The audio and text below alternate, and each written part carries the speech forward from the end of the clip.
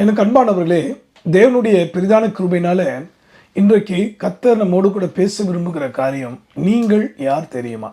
ஆண்டவராக இயேசு கிறிஸ்துவை ஏற்றுக்கொண்டேன், குடியிலேருந்து எனக்கு விடுதலை கொடுத்தாரு, தீய கெட்ட பழக்கத்திலேருந்து எனக்கு விடுதலை கொடுத்தாரு, தவறான வணக்கங்கள்லேருந்து எனக்கு விடுதலை கொடுத்தாரு.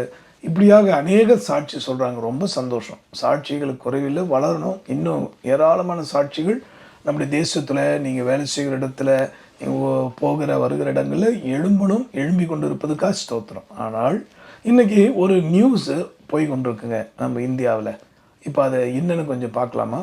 முன்னாடி இருந்த பிஜேபி அரசு கட்டாய மத மாற்று தடை சட்டத்தை கொண்டு வந்திருந்தாங்க. அதை இப்போ இருக்கக்கூடிய கர்நாடகா காங்கிரஸ் அணி ரத்து பண்ணியிருக்காங்க. இப்போ உங்களுக்கு சில நிமிடங்கள் இந்த செய்தி நீங்கள் கேட்டீங்க. அது என்ன ஆகிட்டு, மதமாற்ற சட்டம் ரத்தாகுகிறது அப்படின்னு கேட்ட உடனே இந்தியா முழுக்க இருக்கிற கிறிஸ்தவர்களுக்கெல்லாம் ஒரே கொண்டாட்டம். அநேகருக்கு ஆஹா ஓஹோ, எங்கள் ஜபத்தை ஆண்டவர் கேட்டார், ஆண்டவர் எங்களுக்காக எங்கள் ஜபத்துக்காக பதில் அளித்தார்னு பேசி கொண்டு இருக்கிறாங்க. அன்பானவர்களே, நான் சொல்லுகிற இந்த செய்தி கவனிங்க. மதிகெட்ட கிறிஸ்தவர்கள் திரும்ப வேண்டும் என்பதுக்காக சொல்லுகிறேன். இது உங்களுக்குள்ள ஒரு விழிப்புணர்வு உண்டாக வேண்டும் என்பதுக்காக நான் சொல்கிறேன். ஏன்னா இயேசு கிறிஸ்து தன்னுடைய போதனைகளில், தன்னுடைய வாழ்க்கையில் எந்த ஒரு மனுஷனும் அவர் மதம் மாற்றினது கிடையாது. மதம் மாற்றுவது பைபிளுடைய நோக்கமும் கிடையாது. இன்றைக்கே மனம் திரும்புங்கள், பரலோக ராஜ்யம் சமீபமாக இருக்குன்னு தான் வேதம் சொல்லுது. ஆகவே இன்றைக்கி நம்ம கேட்க போகிற வார்த்தை, நீங்கள் யார் தெரியுமா? மயங்கி விடாதீர்கள். சில மனிதர்கள் சொல்லக்கூடிய பொய்யான கூற்றும் பின்னாகி போயிடாதீங்க. உண்மையை தெரிஞ்சுக்கோங்க. நீங்கள் யார் என்பது முதலாவது தெரிஞ்சுக்கோங்க. இதோ நீதிமொழிகள் புஸ்தகத்தில் 11ஆம் அதிகாரம் 30ஆம் வசனத்தை வாசிக்க கேட்போமா? Proverbs chapter 11 verse 30.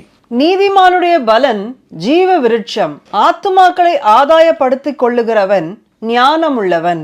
நீங்கள் யார் தெரியுமா? ஞானவான்கள் என்று நம்பிக்கையில் கர்த்தர் பேசுகிறார். I know you people are very wise, isn't it?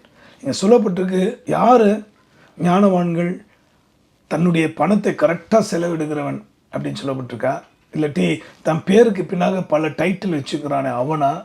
இல்லை, மிக தெளிவாக ஆண்டவர் சொல்கிறாரு, ஆத்ம ஆதாயம் செய்கிற ஞானம் உள்ளவன். இப்போ தேவனை உங்களுக்கு நம்பி பணத்தை கொடுத்துருக்கிறாரு, நல்ல வேலையை கொடுத்துருக்கிறாரு, நல்ல அறிவாளிகள் ஞானவான்கள் என்ற பட்டத்தை கொடுத்துருக்காரு, இன்னும் பல வசதிகளை கொடுத்துருக்கிறாரு. நீங்கள் யோசிச்சு பாருங்கள், இந்த உலகத்தில் உங்களை சுற்றில் இருக்கிற மக்களை யோசிச்சு பாருங்கள். இல்லாட்டி உங்களுக்கு பக்கத்தில் இருக்கக்கூடிய உங்கள் உறவினர்கள், அல்லது ஏன் உங்கள் கூட பிறந்தவங்களுக்குள்ளே வித்தியாசங்கள் எவ்வளோ இருக்குது, இதெல்லாம் கொஞ்சம் யோசிச்சு பாருங்கள். ஆண்டவராகி இயேசு கிறிஸ்துவை நீ இரட்சகராக ஏற்றுக்கொண்ட நிமித்தம், ஆண்டவருக்கு நீ உன்னை தாழ்த்தி ஆண்டுடைய சமூகத்தில் காத்திருக்கிற நிமித்தம், ஆண்டுடைய வார்த்தையை நீ முக்கியத்துவப்படுத்துகிற நிமித்தம், உங்களை ஆண்டவர் சிறப்பான ஒரு சிறந்த மனுஷர்களாக வைத்திருக்கிற. அதுக்காக கர்த்தரை நான் ஸ்தோத்தரிக்கிறேன். ஆனால் எதுக்கு இந்த பட்டம், எதுக்கு இந்த பணம், எதுக்கு இந்த படிப்பு, எதுக்கு இந்த ஆஸ்தி, எதுக்கு இந்த நல்ல இன்ஃப்ளூயன்ஸ்லாம் கொடுத்துருக்காருன்னா, இப்போ சொல்லப்பட்ட வசனத்தின்படி ஆத்மா ஆதாயம் செய்யதான். To save a perishing soul, அதாவது அழிந்து போய் கொண்டு இருக்க ஆத்மாக்களை இயேசு வண்டை திருப்பதான் உங்களுக்கு இவ்வளோ வசதி, வாய்ப்பு, நேரம், காலம், எல்லா கிருபைகள், எல்லா தாளாந்துகளும் கொடுத்துருக்குற. அதனால் தயவு செய்து ரத்தம் ஆயிடுச்சு சட்டம், மதமாற்ற சட்டம் ரத்தம் ஆயிடுச்சு சொல்லி இந்த வெடிக்கிறது போல், இல்லாட்டி ஆஹா ஹோன்னு சொல்கிறதெல்லாம் நிறுத்திட்டு, நான் ஆவிக்குரிய கிருபையினால் சொல்கிறேன், ஆத்மாதாயம் செய்யணுன்றவங்க தான் செய்து கொண்டு இருக்கிறாங்க. இதயத்தில் அழிந்து போகிற ஜனங்களை குறித்த கரிசனையும் பாரம் உள்ளவங்க தான்.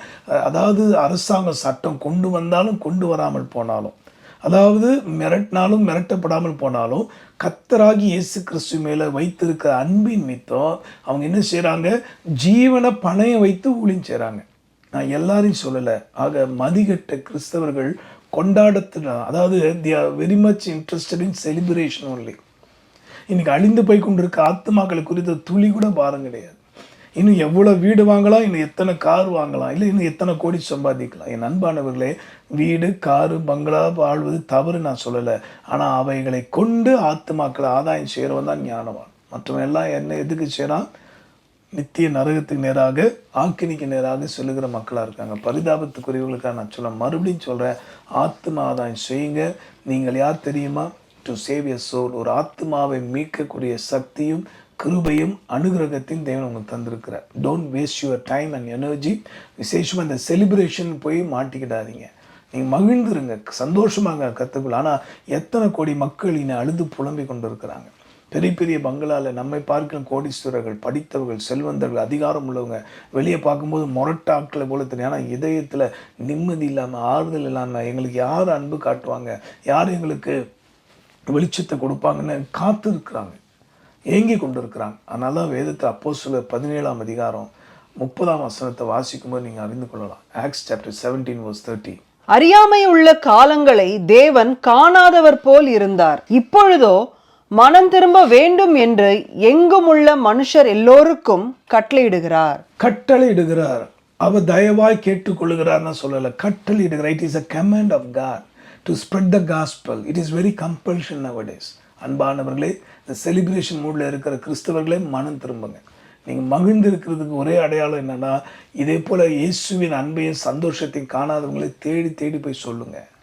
இன்றைக்கி எத்தனை கிறிஸ்தவ தலைவர்கள் அல்லது கிறிஸ்தவ ஊழியர்கள் வெறும் கிறிஸ்தவ மக்களுக்கு மட்டுமே போதனை பண்ணிட்டு அவங்களுக்குள்ளேயே வேலையை பார்த்துட்டு நடக்காங்களே தவிர இயேசு பற்றி அறியாத மக்களை தேடி போய் சொல்கிறதுக்கு நீங்கள் மனதில்லை.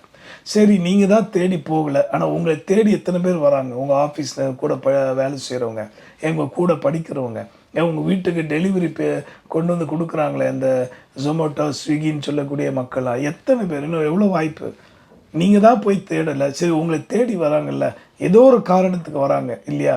அந்த நேரத்துலையாவது நீங்கள் ஆண்டோடைய அன்பு சொல்லலாமே. என்ன சொல்லப்பட்டிருக்கு? உலகம் முழுக்க சொல்லணும், அது கட்டளையாவது இப்போ கமாண்ட் பண்ணியிருக்கார் ஆண்டவர். ஆக்ட்ஸ் சாப்டர் 17:30 மறக்காதீங்க. இந்த கட்டளைக்கு கீழ்ப்படியாதவங்க they always in the mood of celebration. கர்த்தருடைய கட்டளை இது, கமாண்ட். மனதில் வைத்து பயபக்தியோடு நம்ம செயல்படுவோம். நீங்கள் யார் தெரியுமா?